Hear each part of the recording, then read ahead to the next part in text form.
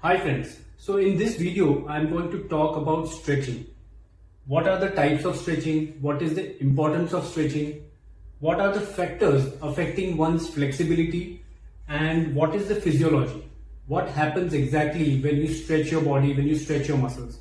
So watch this video till the end and you will get a very useful information. Alright friends, let's discuss about the types of stretching. Now mainly there are two types of stretching. One is the active stretching and the other is the passive stretching. Both have different purposes, and the passive stretching is further divided into three different types based on the method of stretching. One is the static, the PNF stretch and the isometric stretch. So talking about active stretching. Now active stretching is the most difficult type of stretching which is widely used by ballet dancers, martial art professionals, and it is very much sport specific. So let's take an example of a ballet dancer. So when a ballet dancer has to stretch the legs, stretch the hamstrings, at the same time the quadricep muscles are contracted. So it requires the flexibility of the hamstrings, at the same time it requires the strength of the quadricep muscles. So friends, in active stretching we are not using support of any kind of wall or any tool to do the stretch. It is purely based on the contraction and the strength of the opposite muscle. Now let's talk about the passive stretching. So in passive stretching we have to use a support of, let's say, the floor or maybe some bar or a bench or a chair. So we are using the support. We are not contracting the opposite muscle, but to stretch the muscle we are taking support. And this is the most common method used for fitness. So in general fitness, a passive static stretch is commonly used. So the reason it is called static is because there is no other movement in the muscle. There is no contraction. We are only stretching the muscle and holding it for 10 to 15 seconds or max 30 seconds.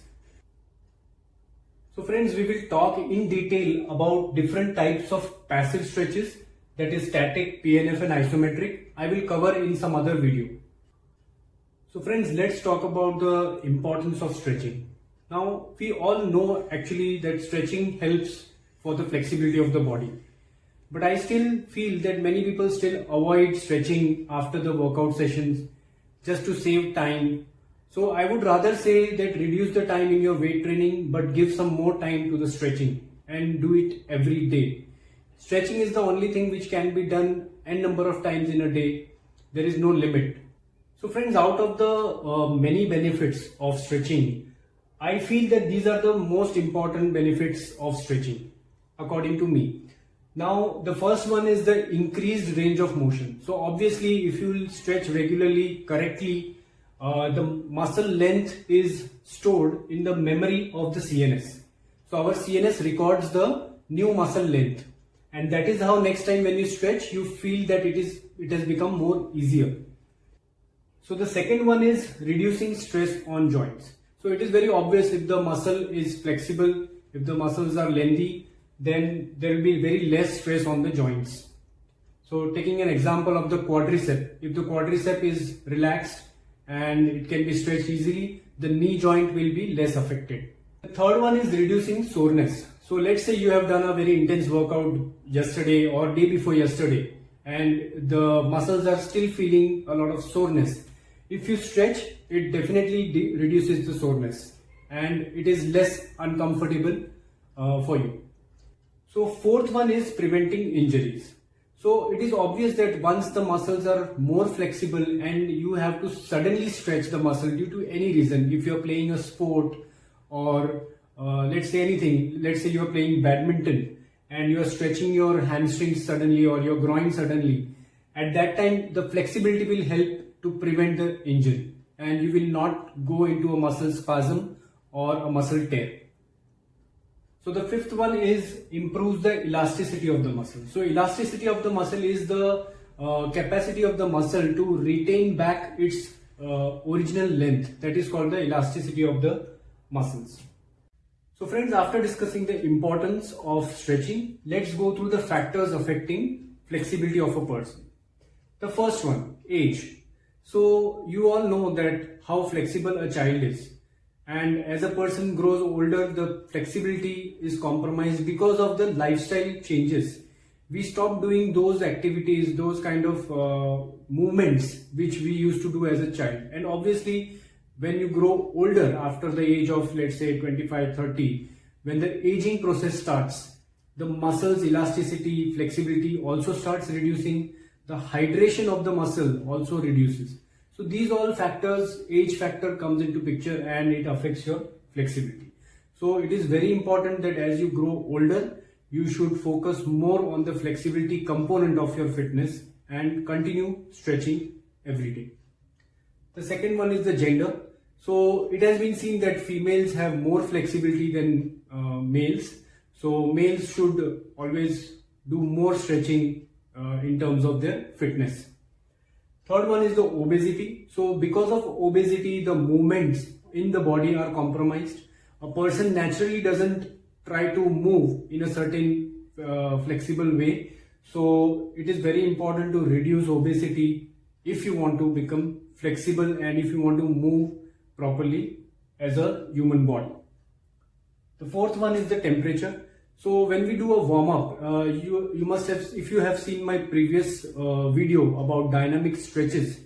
So when you do the warm-up, the intramuscular temperature increases. So the temperature helps about 20% of the flexibility. So when you do your warm-up, the flexibility naturally increases by around 20%. So this is one factor. So warm-up is very important. The fifth one is the injury.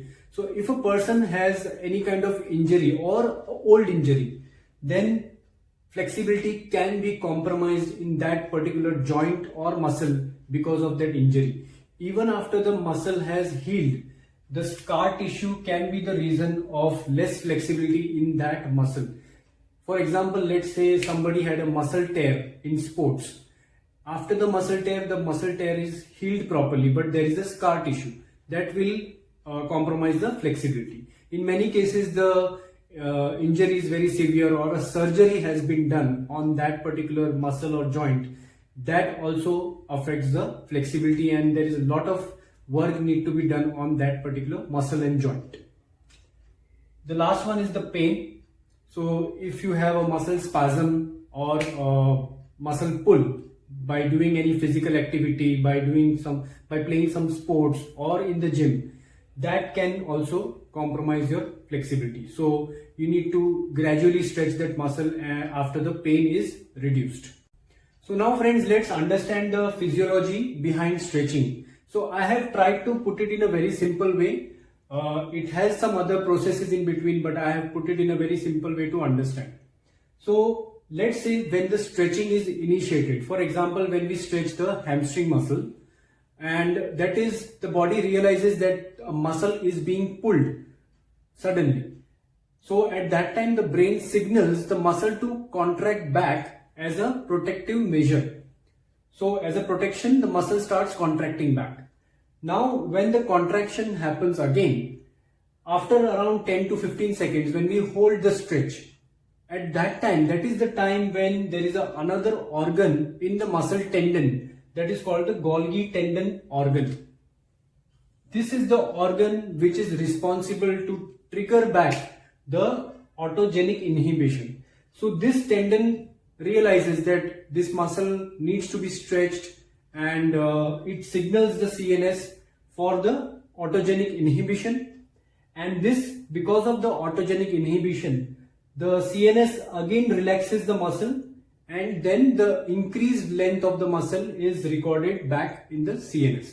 And that is how every time when you keep doing the same stretch again and again, the new length of the muscle is recorded in our CNS.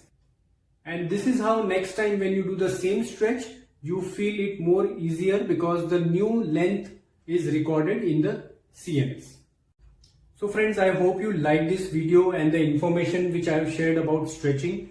In the upcoming videos, I will come up with different types of stretching. I will elaborate more on them, and I will also show you some of the basic stretches which a beginner can do, and later on I will come up with the advanced stretches also. So friends, if you like this video, please subscribe my channel and give your thumbs up. Thank you very much.